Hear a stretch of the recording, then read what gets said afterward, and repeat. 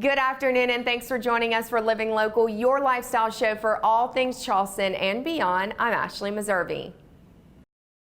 It's Medical Monday at East Cooper Medical Center, and today we're sitting down with a colorectal surgeon to get the facts on the causes, symptoms, and treatment options for those suffering from two common types of cancer. Medical Monday, sponsored by East Cooper Medical Center. Joining us today, we have Dr. Susan KNOCHE. She is a colorectal surgeon here at East Cooper Medical Center. Thanks for being here. Thanks for having me. All right, so you're new to the area, right? I am. You're new to East Cooper. I am. What brought you here? Well, we were in Michigan. My husband and I were in Michigan. I was practicing there for 4 years after training. And my husband got an opportunity to come to South Carolina, and I said, well, let's check out Charleston. So we ended I mean, great place to be, right? right. Especially at East Cooper. All right, talk about like your specialty. So colorectal surgeons are generally surgeons who completed general surgery residency and then did additional training in colorectal surgery for 1 year as a fellowship. So we do specific training on operating on issues of the colon and rectum, so usually colon cancer, rectal cancer, diverticulitis, and then also issues at the anus and rectum, so hemorrhoids, fissures, rectal prolapse, things like that. So when you say, I know this might be a dumb question, but colon and rectal, are those two different things? Yeah, it's all lower intestine, but the colon is kind of the majority of the lower intestine, and then the rectum is just the bottom portion. Okay, is that where, okay, got you. What do you usually get in that area? Is that where you get you can get rectal cancer. You don't Okay. get diverticulitis there. You get rectal cancer and various issues of the anus is sort of in the same area. Okay, so what are some of the most common things that you see?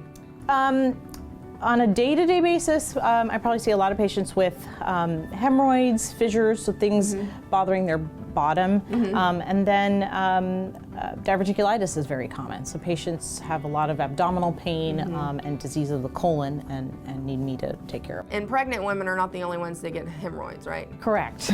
Lots of people can get hemorrhoids for different reasons, although I think people generally know that pregnant women get them. All right, well, let's talk more about colon and rectal cancer. What are some of the ways, like some of the signs, maybe? Are there signs? Yeah, there are. I'd say first that patients or people need to know that colon cancer and rectal cancer develops when there are mutations in the DNA of cells. The DNA is sort of your blueprint of how your cells grow, divide, and then know when to die.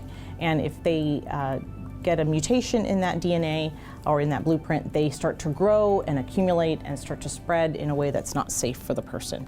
So these are sort of cellular changes that you can't feel or see initially. Is this like a polyp that you're talking about that you and see? so it starts out as a polyp usually, and then it starts to grow and grow and grow until it becomes a problem. So symptoms are things like bleeding, difficulty stooling, maybe Like constipation? yeah, constipation, or your stool pattern has changed. You used to have one bowel movement a day, and now you're having 3 small ones, and it's different now. Maybe some weight loss, abdominal pain. But the problem with colon cancer, when it's gotten to that point, it's usually quite big and has spread. And so we try to actually catch colon cancer earlier when it's still in that kind of polyp size. Okay. And so when is screening? When do you start getting screening? So screening, yeah, so the way we find them is screening with a colonoscopy, and it generally starts at age 50 unless you have a family history of colon cancer or rectal cancer, or African Americans actually should start at 45. Okay, I hope you're comfortable with this, but like, when it comes to poop, what is like the ideal, what's it supposed to look like? So there is a range. Okay. There's a range. We have a stool scale that we talk about, but basically Hopefully no one's eating lunch right now, but. soft formed stool. Okay. You shouldn't have to strain to start a bowel movement, and generally people should have a bowel movement every other day up to 3 times a day. Every other day is normal. Is normal. Every day is normal, or 2 or 3 times a day is normal. But so there's a range depending on the person, you know. So it's not that you have to have a bowel movement every day, or that you have to have a bowel movement after every meal or something. Okay. There's a range. So if you don't have a bowel movement after how many days should you become a little worried? Well, you know, intermittent constipation because you've gone on a trip and you've been on an airplane and the food you're eating is different, is totally fine. That happens sometimes to people and they need to either eat a little more fiber or take a stool softener or something. It's more concerning when it's chronic, when you're constantly having trouble having bowel movements, you're straining, maybe there's bleeding. That's You're popping laxatives like Tic Tacs and stuff like that. That's Nothing's not good. happening. Right. All right. Well, thank you so much. We covered a lot today, didn't we? We did. All right. Well, thanks for being here. Yeah. And for more information, you can head online to eastcoopermedctr.com.